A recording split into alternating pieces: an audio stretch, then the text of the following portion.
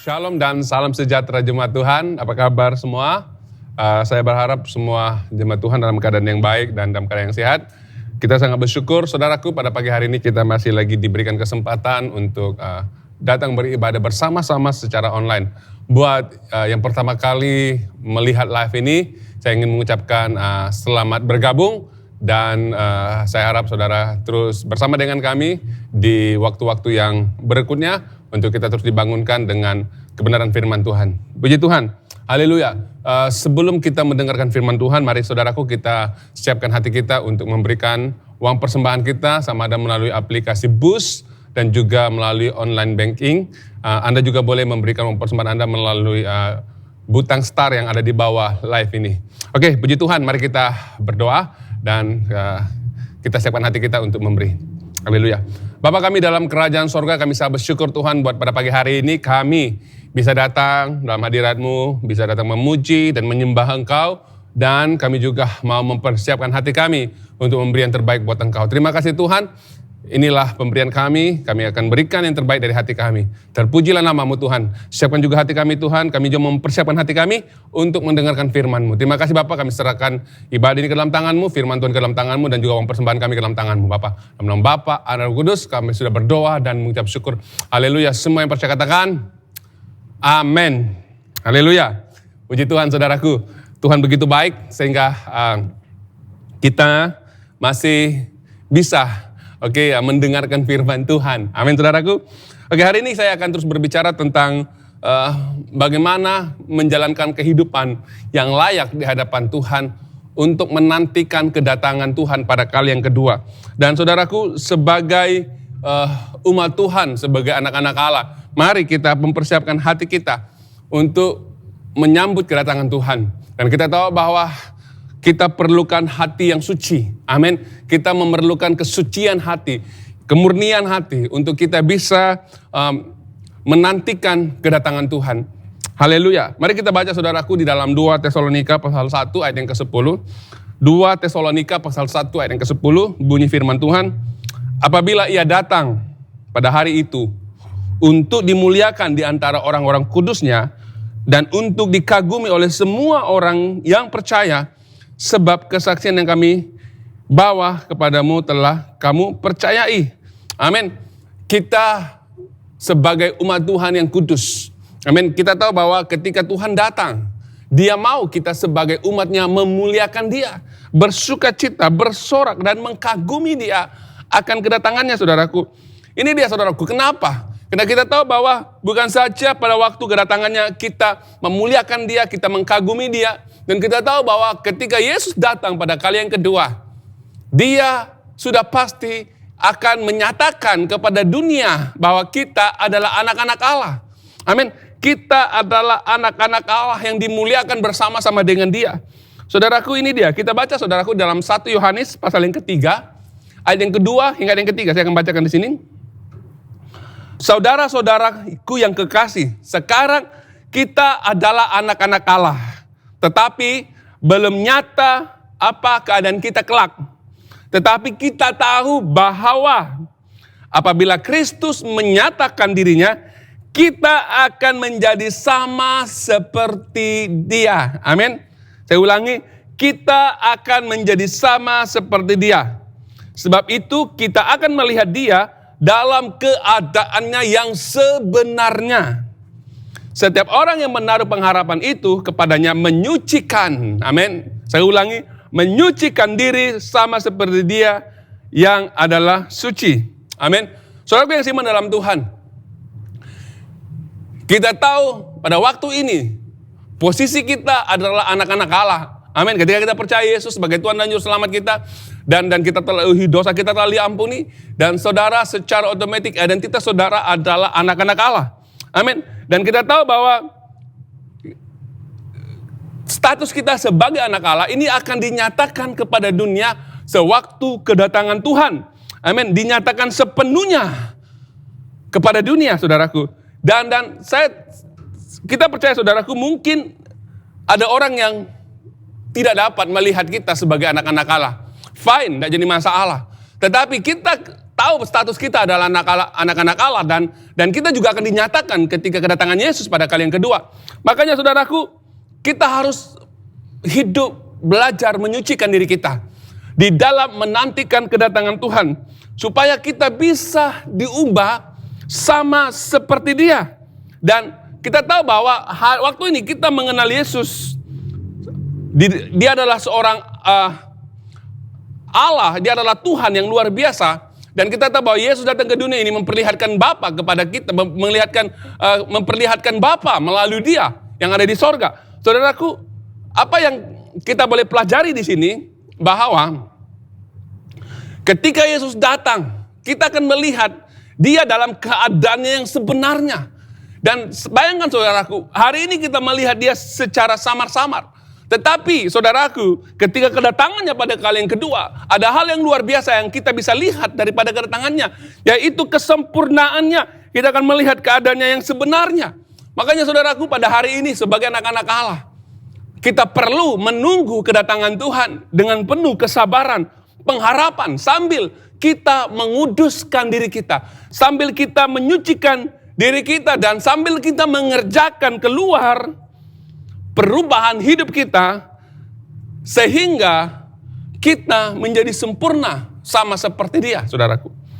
Saudaraku yang seiman dalam Tuhan, satu hal yang kita harus mengerti, bahwa ketika Yesus datang, kita akan diubah menjadi serupa dengan gambarannya. Amin. Kita baca saudaraku dalam 2 Korintus 3 yang ke-18. 2 Korintus 3 yang ke-18, firman Tuhan berbunyi demikian. Dan kita semua mencerminkan kemuliaan Tuhan. Amin.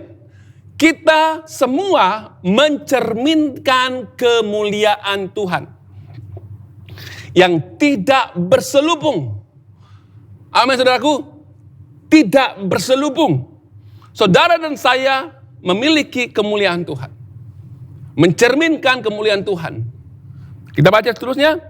Dan karena kemuliaan itu datang daripada Tuhan yang adalah Roh, maka kita diubah menjadi serupa dengan gambarannya dalam kemuliaannya yang semakin besar. Amin saudaraku. Yang jelas di sini sebagai anak-anak Allah, saudaraku, kita mencerminkan kemuliaan Tuhan. Dan kemuliaan Tuhan itu tidak terselubung dan bisa dilihat oleh orang lain. Bahwa kita adalah orang-orang yang menyatakan kemuliaan Tuhan yang kita sembah. Amin saudaraku. Jadi untuk itulah kita perlukan Roh Tuhan untuk membuat hidup kita bisa berubah dari satu hari ke satu hari dan seterusnya, sehingga serupa dengan gambaran Tuhan. Jadi perubahan hidup kita harus dikerjakan mulai dari sekarang. Ketika saudara percaya kepada Yesus sebagai Tuhan dan Juru Selamatmu, kerjakanlah perubahan itu. Karena ada kemuliaan dalam hidupmu yang Tuhan berikan kepadamu yang tidak terselubung. Di mana kita perlu kerjakan keluar dari hari ke hari, saudaraku.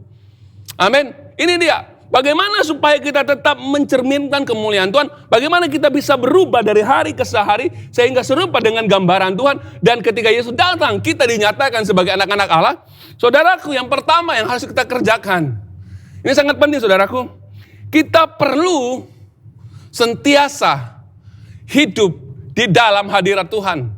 Amin. Berada sentiasa dalam hadirat Tuhan. Kita sangat bersyukur saudaraku.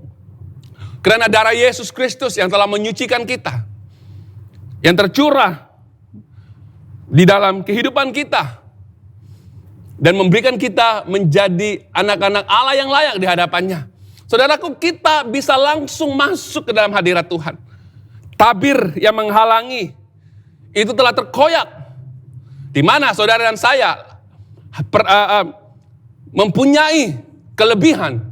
Kita bisa langsung masuk ke dalam takhta Allah. Masuk ke dalam hadirat Allah yang penuh dengan hadirat Allah yang luar biasa, saudaraku.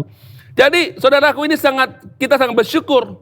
Bukan saja kita bisa langsung masuk ke dalam hadirat Allah. Kita juga mengerti bahwa lewat Yesus, lewat darah Yesus, lewat kita dikuduskan, lewat darahnya. Maka kita juga telah diberikan status sebagai imamat yang rajani, umat perjanjian Allah hidup dalam perjanjian Tuhan. Dan inilah membuat kita bisa hidup di dalam hadirat Tuhan. Di mana kita mengucap syukur, dia membuka jalan untuk kita bisa langsung masuk di hadapan Tuhan. Amin saudaraku. Ini dia, kita sangat bersyukur saudaraku. Kita telah disucikan dengan darah Kristus. Dan saudara juga memiliki hak keistimewaan di mana saudara dan saya bisa langsung masuk ke dalam hadirat Tuhan dan mengenali Tuhan, mengenali isi hati Tuhan, dan termasuk untuk merasakan jamahannya, merasakan berkatnya, dan merasakan apa yang Tuhan ingin kerjakan dalam hidup saudara. Saudaraku yang seiman dalam Tuhan, ini sangat luar biasa saudaraku. Dan ketika kita berada dalam hadirat Tuhan, kita akan melihat apa yang Tuhan ingin kerjakan dalam kehidupan kita. Nah kita tahu bahwa yang membuat kita mampu untuk juga bisa masuk dalam hadirat Tuhan, yaitu Roh Tuhan sendiri. Amin, ada di dalam kita. Jadi kita perlukan Roh Kudus untuk kita bisa sentiasa hidup di dalam hadirat Tuhan.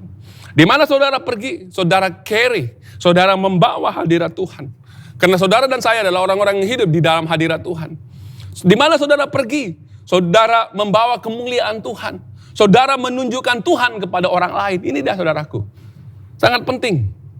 Kita perlu masuk di dalam hadirat Tuhan. Dalam menantikan kedatangannya. Yang kedua saudaraku. Kita harus tetap tinggal di dalam tubuhnya. Amin. Saudaraku yang seiman dalam Tuhan. Kita tidak dapat mengenali Tuhan secara mendalam dan untuk kita bisa berubah kalau kita tidak hidup di dalam tubuhnya. Makanya saudaraku yang seiman dalam Tuhan, mengapa pentingnya persekutuan? Mengapa kita perlu menghadiri diri di dalam kelompok sel?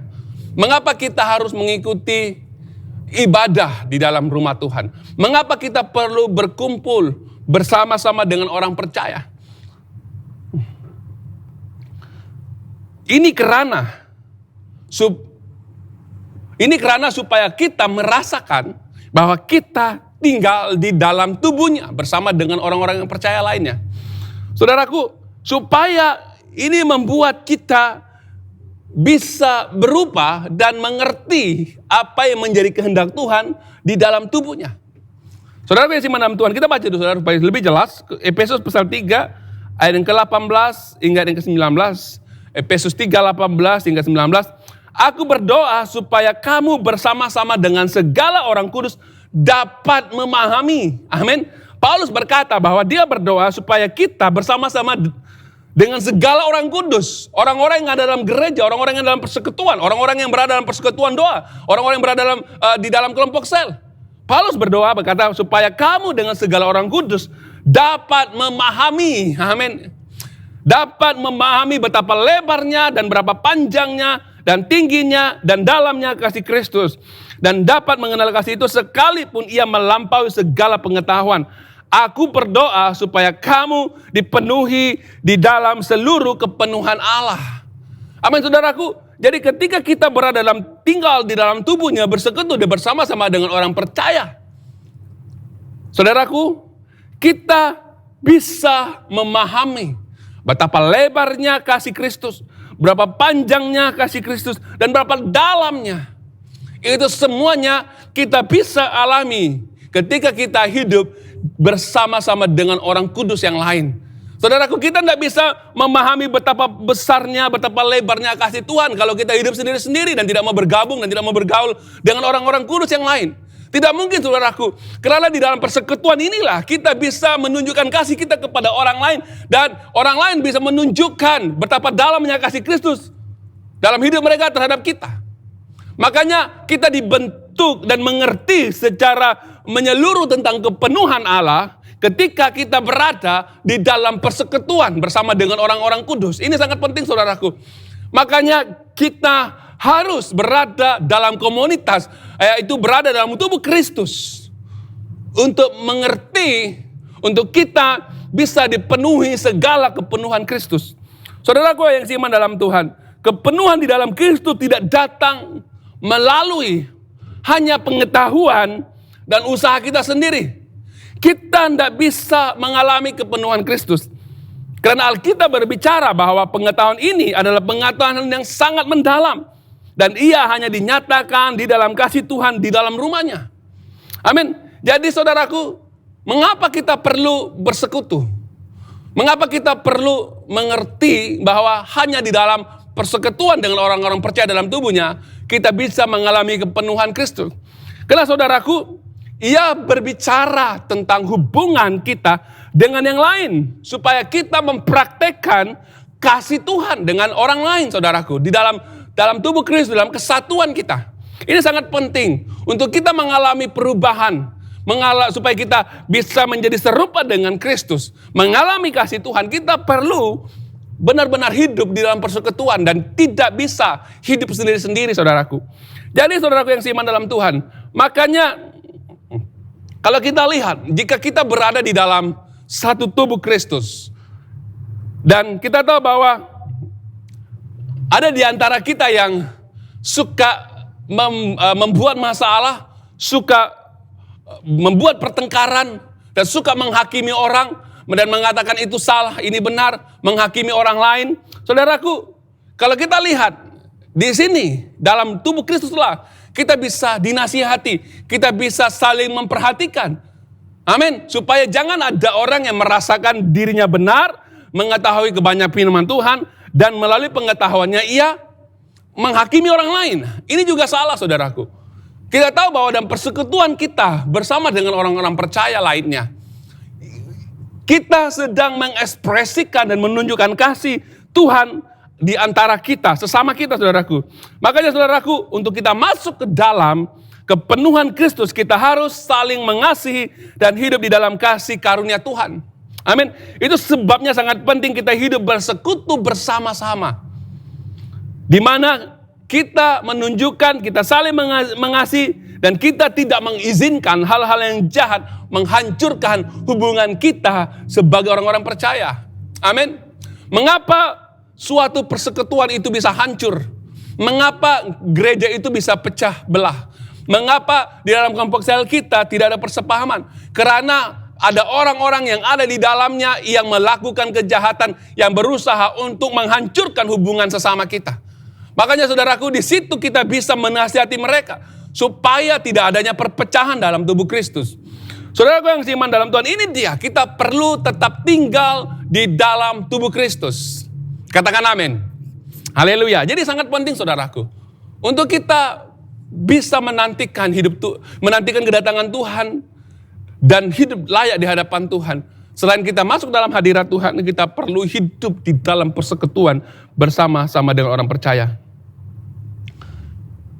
Yang ketiga, saudaraku, kita perlu dengan penuh pengharapan perlu menanti dengan penuh pengharapan dan sangat-sangat rindu akan kedatangannya. Amin, saudaraku, saya percaya bahwa kita sebagai orang-orang yang percaya dalam Tuhan, semua kita sebenarnya dalam hati kita sangat-sangat rindu menantikan kedatangan Tuhan. Amin. Semua kita dan seluruh makhluk menantikan kedatangan anak Allah. Amin, kedatangan Yesus Kristus, dan menantikan kita dinyatakan sebagai anak-anak Allah. Makanya saudaraku, firman Tuhan mengatakan bahwa kita harus menanti dengan sabar dan penuh pengharapan. Amin. Walaupun dalam keadaan pada waktu ini kita mengalami banyak ujian, banyak dugaan. Amin.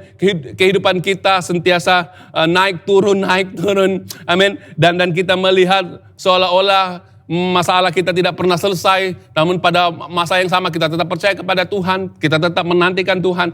Saudaraku yang seiman dalam Tuhan, inilah yang membuat kita bisa tetap bersabar. Karena kita tahu bahwa kedatangan Tuhan hampir dekat. Amin, saudaraku, sudah dekat. Haleluya. Kita baca, saudaraku, dalam Roma 8 ayat 19 dan langsung Roma 8 ayat ke-21. Saya akan bacakan ayat 19 dulu. Sebab dengan sangat rindu seluruh makhluk menantikan saat anak-anak Allah dinyatakan. Amin. Seluruh makhluk sangat rindu menantikan. Adakah saudara rindu menantikan anak Allah? Menantikan kedatangan Tuhan? Kalau saudara ada yang takut menantikan Tuhan Yesus datang karena dia belum siap. Saudaraku, kalau saudara belum siap menantikan anak Allah, nilailah dirimu. Bertobatlah saudaraku. Amin. Karena saya percaya bahwa mengapa Tuhan mau kita berbicara, membicarakan tentang kedatangannya. Karena saya percaya dan sudah pasti bahwa kedatangan Tuhan itu hampir dekat. Makanya saudaraku, Tuhan juga tahu bahwa kita adalah makhluk yang merindukan kedatangannya. Amin saudaraku. Ayat ke-21. Tetapi dalam pengharapan karena makhluk itu sendiri juga akan dimerdekakan dari perbudakan kebinasaan dan masuk ke dalam kemerdekaan kemuliaan anak-anak Allah. Kata kunci di sini adalah pengharapan. Amin saudaraku. Jadi kita semua akan menantikan dengan penuh pengharapan. Walaupun kita tahu saudaraku, di sekeliling kita dikelilingi oleh dosa, dikelilingi oleh kebinasaan, kita terhimpit dengan kejahatan, sehingga kita menderita, sehingga kita sangat-sangat hampir juga ada yang berputus asa. Tapi saudaraku ingat, bahwa ketika kita menanti Tuhan dengan penuh pengharapan, dan merindukan Dia untuk menyatakan kita sebagai anak-anak Allah, maka kita akan menanti Tuhan dengan tekun dan sabar. Amin saudaraku, inilah pengharapan kita. Kita akan masuk ke dalam kepenuhannya menjadi anak-anak Allah. Penuh dengan kuasa kemuliaannya untuk kita membawa kebebasan kepada dunia ini. Ini sangat penting saudaraku. Jadi bagaimana kita bisa menjalankan kehidupan kita sekarang sebagai orang-orang percaya? Bagaimana kita mempersiapkan diri kita untuk menerima kepenuhannya dan untuk kita bisa dinyatakan sebagai anak-anak Allah pada saat kedatangannya. Itu perlukan persiapan saudaraku secara pribadi. Yaitu kita perlu menyucikan diri kita lewat perkataan firman Tuhan. Makanya saudaraku, firman Tuhan, perkataan firman Tuhan itu sangat penting. Tidak hanya kita dengar pada waktu hari Minggu, tetapi saudara harus dengar perkataan Tuhan itu setiap hari. Supaya ia memberikan peringatan akan kesalahan kita, memberikan kita dorongan, memberikan kita semangat, dan menyucikan hati dan pemikiran kita yang jahat lewat perkataan firman Tuhan, saudaraku. Ini sangat penting. Kita perlu menyucikan diri kita. Firman Tuhan mengatakan bahwa tidak ada seorang pun yang bisa melihat Allah kalau dia tidak suci. Makanya kita perlukan kesucian. Kita perlu pemikiran dan hati kita disucikan oleh perkataan Tuhan. Supaya kita bisa menjalankan kehidupan yang kudus di mata Tuhan. Sehingga ketika Ia datang, Ia menyatakan kita sebagai anak-anak Allah yang hidup. Kita baca saudaraku dalam Yohanes pasal 3 yang ketiga. Setiap orang yang penuh pengharapan itu kepadanya, menyucikan diri sama seperti Dia yang adalah suci. 1 Petrus 1 ayat 22 mengatakan, karena kamu telah menyucikan diri oleh ketaatan kepada kebenaran. Amin. Ketaatan kepada apa? Kebenaran.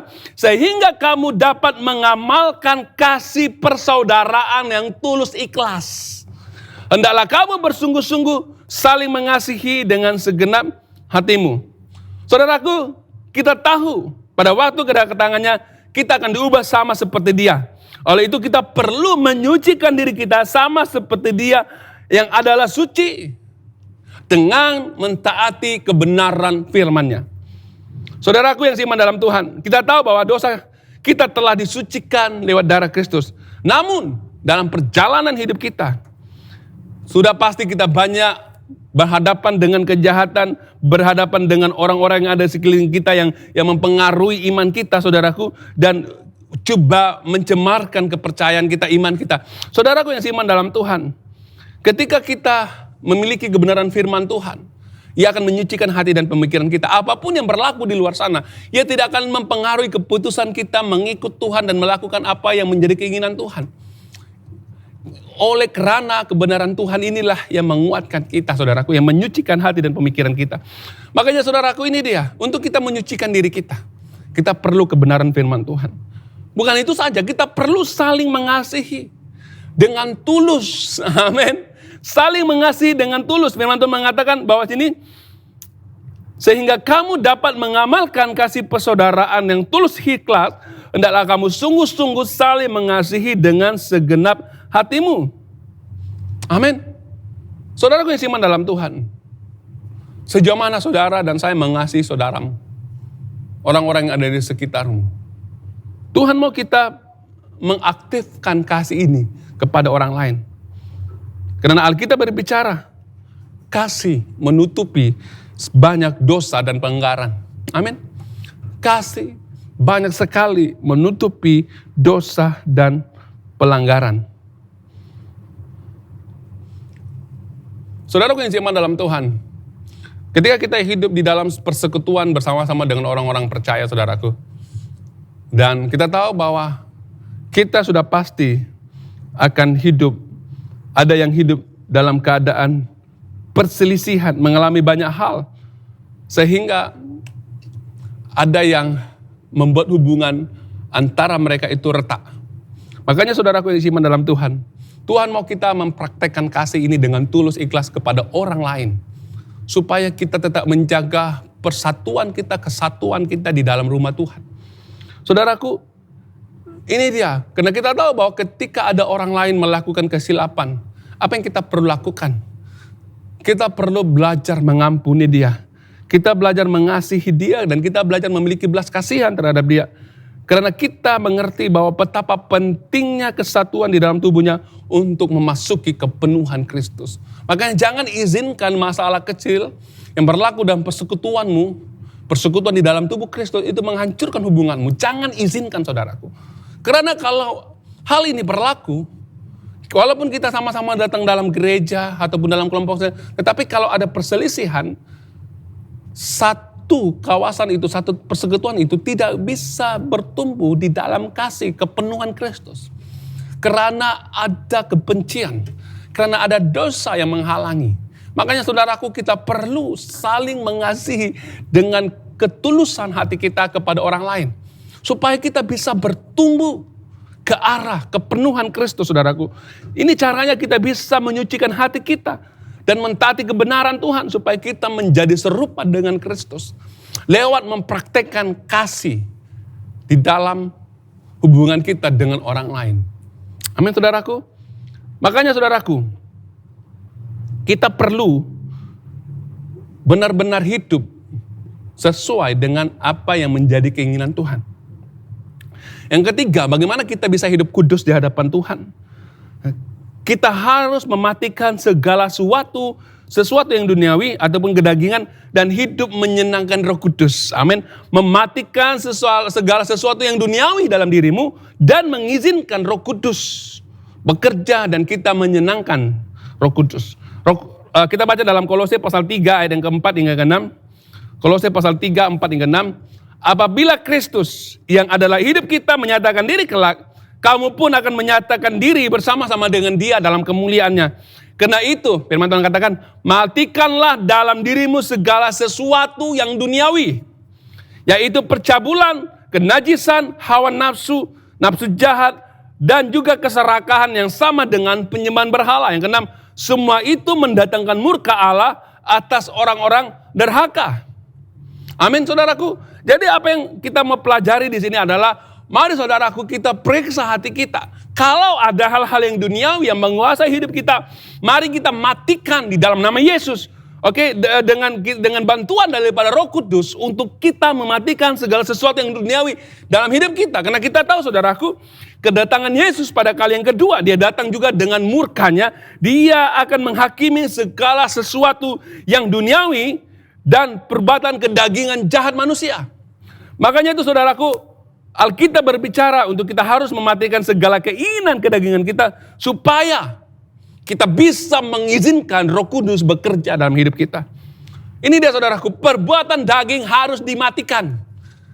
Ayo sama-sama katakan, perbuatan daging harus dimatikan. 1, 2, 3, perbuatan daging harus dimatikan.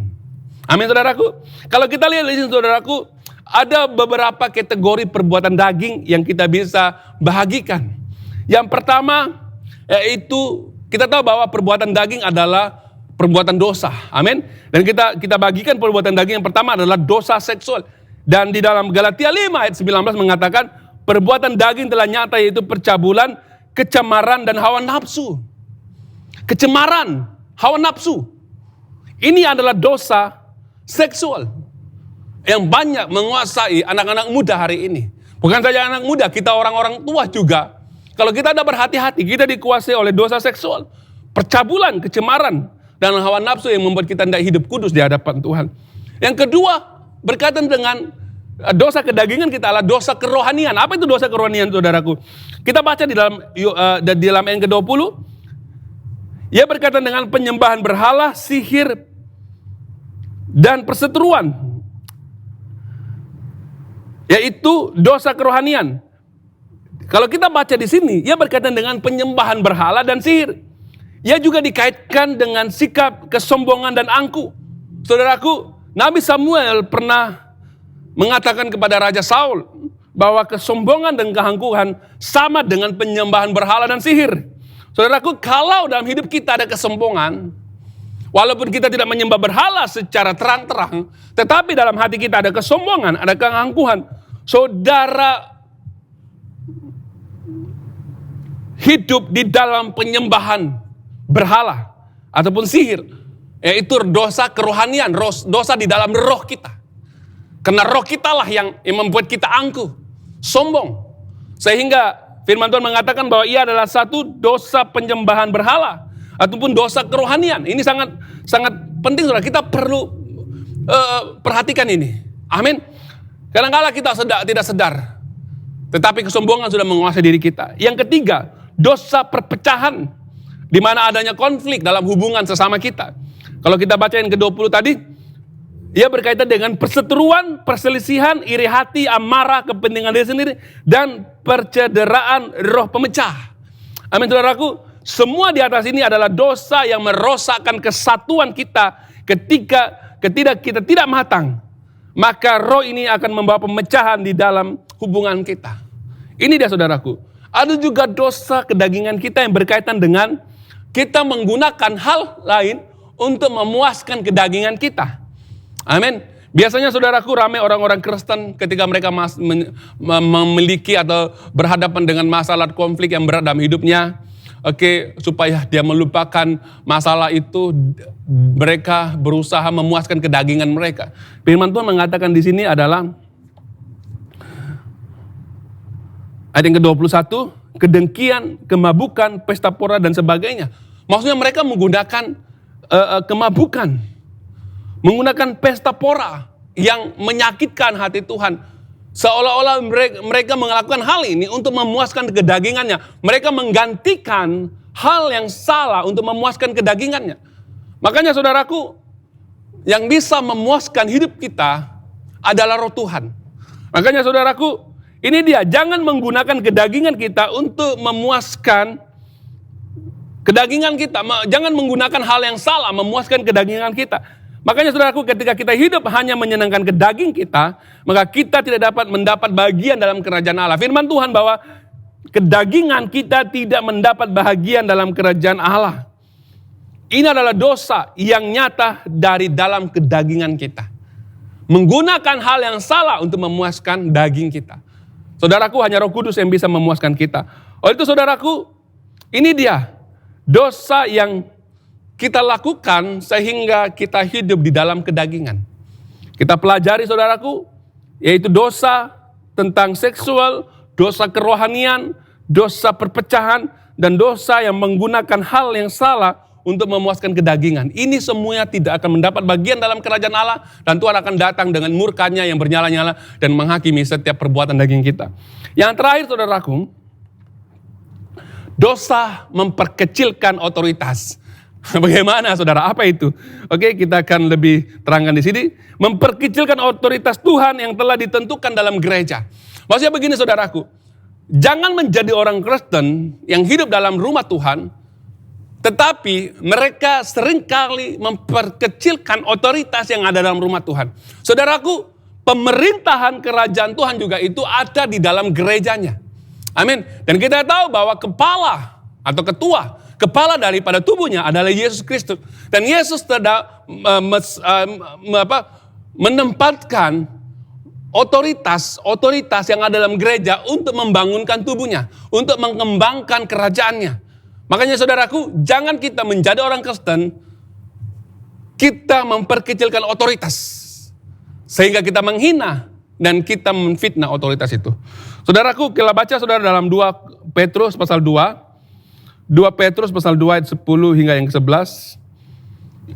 Terutama mereka yang menuruti hawa nafsunya karena ingin mencemarkan diri dan yang menghina, dengar baik-baik, yang menghina pemerintahan Allah. Mereka begitu berani dan angkuh sehingga tidak segan-segan menghujat kemuliaan. Padahal malaikat-malaikat sendiri yang sekalipun lebih dari berkuasa daripada mereka tidak memakai kata-kata hujat kalau malaikat-malaikat menuntut hukuman atas mereka di hadapan Allah. Saudaraku, kalau kita baca ayat firman Tuhan ini, mereka yang menghina otoritas dan pemerintahan Allah, mereka adalah orang-orang yang memandang tinggi dirinya, orang-orang yang sombong, orang-orang yang angkuh, orang-orang yang berani dan tidak segan-segan menghujat kemuliaan, menghujat otoritas Tuhan, memperkecilkan otoritas yang Tuhan berikan dalam rumahnya. Ini saudaraku, biasanya orang-orang seperti ini adalah orang menganggap dirinya lebih hebat, lebih bijak, lebih pandai daripada orang lain. Orang yang Tuhan telah berikan otoritas itu dalam rumahnya. Makanya saudaraku, biasanya mereka ini adalah orang-orang yang tidak segan-segan untuk menghujat Tuhan.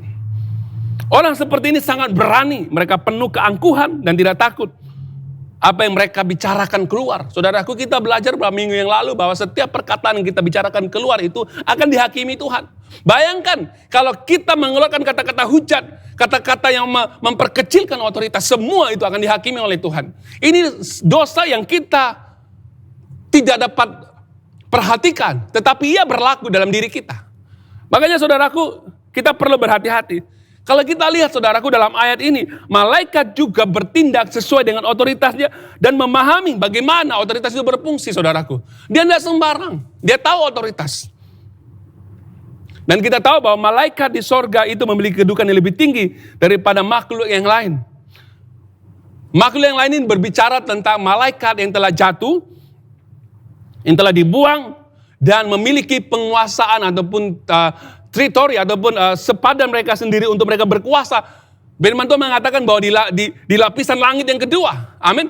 Lapisan langit yang pertama di dalam kerajaan sorga itu malaikat-malaikat Tuhan bersama dengan Tuhan. Tetapi di langit yang kedua itu di dalam penguasaan roh-roh kegelapan atau malaikat-malaikat yang telah jatuh. Mereka memiliki teritori mereka sendiri dan penguasaan mereka sendiri.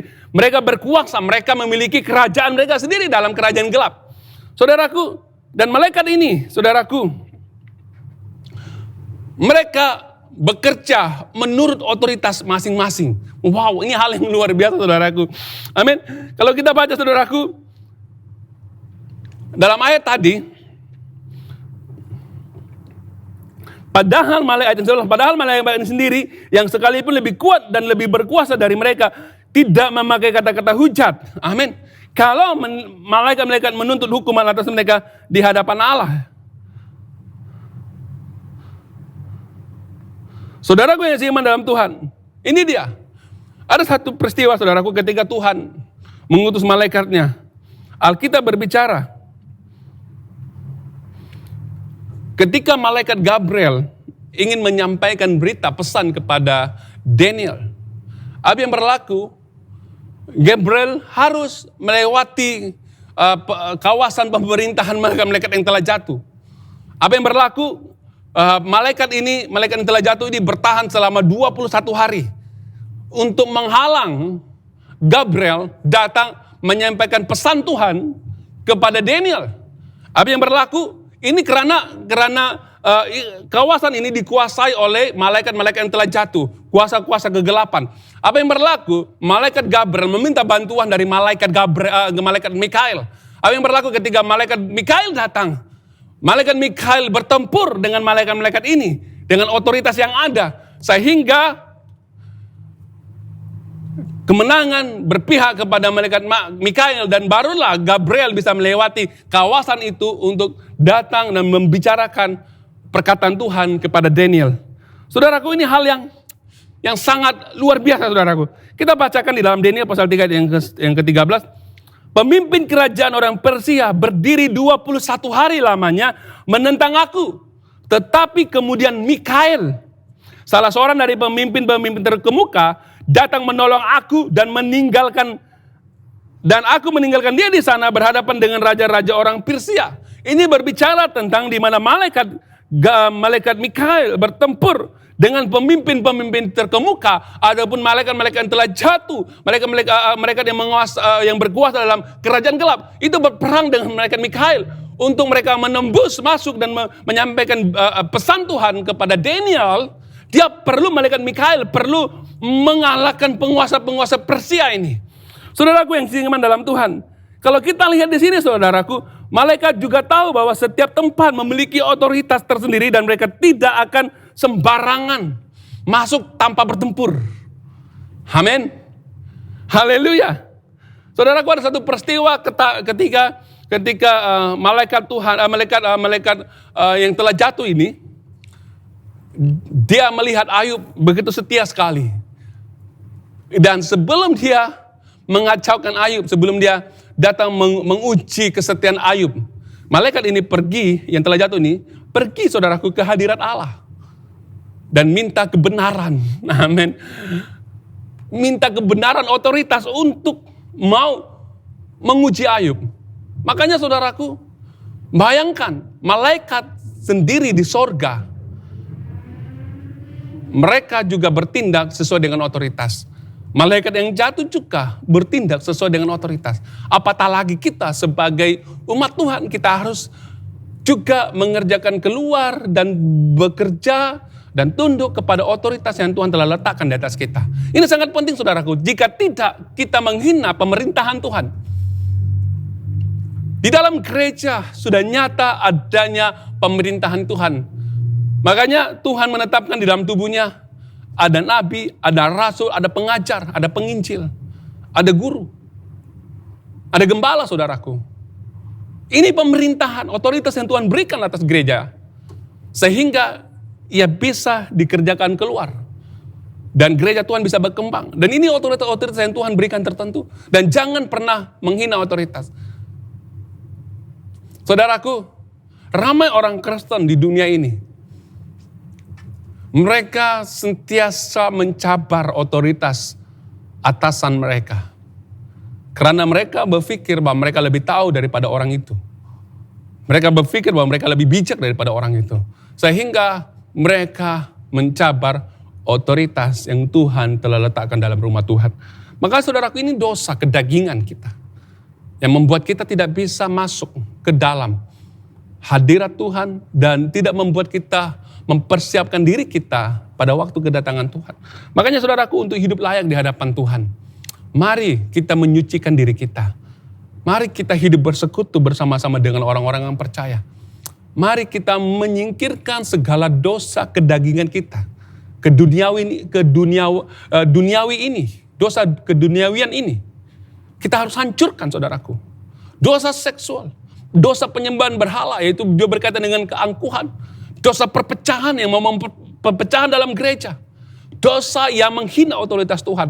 Ini yang membuat kita tidak bisa maju dan masuk ke dalam kelimpahan Tuhan. Karena kita hidup di bawah dosa ini. Makanya saudaraku, mari kita benar-benar mengizinkan Roh Kudus menguasai hidup kita. Perkataan Tuhan memerintah dalam hati kita. Supaya kita bertindak hati-hati dan tidak menyakitkan hati Tuhan. Dan kita juga ketika kita berbicara hal-hal yang baik. Hal-hal yang mendorong, bukan hal-hal yang menyakitkan hati.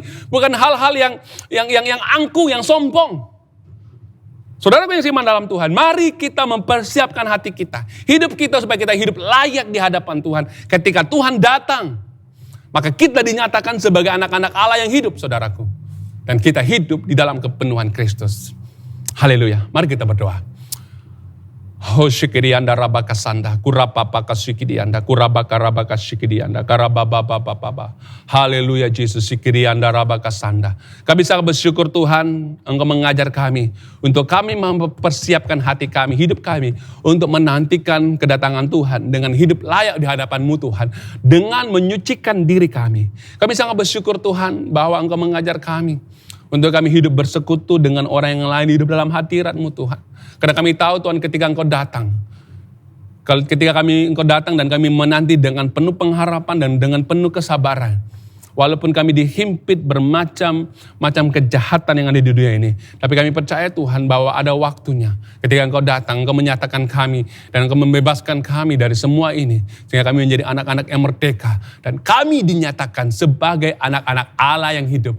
Terima kasih Tuhan, Engkau mengajarkan kami pada pagi hari ini, supaya kami tidak hidup sesuai, hidup dipengaruhi oleh kedagingan kami. Tetapi kami harus hidup menyenangkan roh Tuhan. Dan biarlah roh Tuhan bekerja dalam hidup kami Tuhan. Dan kami tidak akan mengizinkan roh kedagingan ataupun dosa kedagingan, dosa seksual Tuhan, dosa perpecahan, dosa yang menghina otoritas Tuhan, dosa yang membawa Tuhan hal-hal yang tidak baik dalam hidup kami dan menggunakan hal luar yang salah Tuhan untuk memuaskan kedagingan kami Tuhan. Kami akan patahkan di dalam nama Tuhan Yesus, dan biarlah roh Tuhan, biarlah kebenaran Tuhan bekerja dalam hidup kami sehingga Tuhan hidup kami dan kami bisa menjalankan kehidupan yang kudus, yang suci di hadapan Tuhan, sehingga kedatangan Tuhan pada kali yang kedua kami dinyatakan sebagai anak-anak Allah yang hidup. Dan kami semua akan memuliakan Engkau Tuhan. Akan mengagumi akan kedatangan-Mu. Inilah kerinduan kami Tuhan. Menantikan kedatangan-Mu. Kami siap Tuhan. Kami mempersiapkan hati kami untuk kedatangan-Mu pada kali yang kedua. Berkati setiap umat-Mu Tuhan. Berkati kami semua untuk kami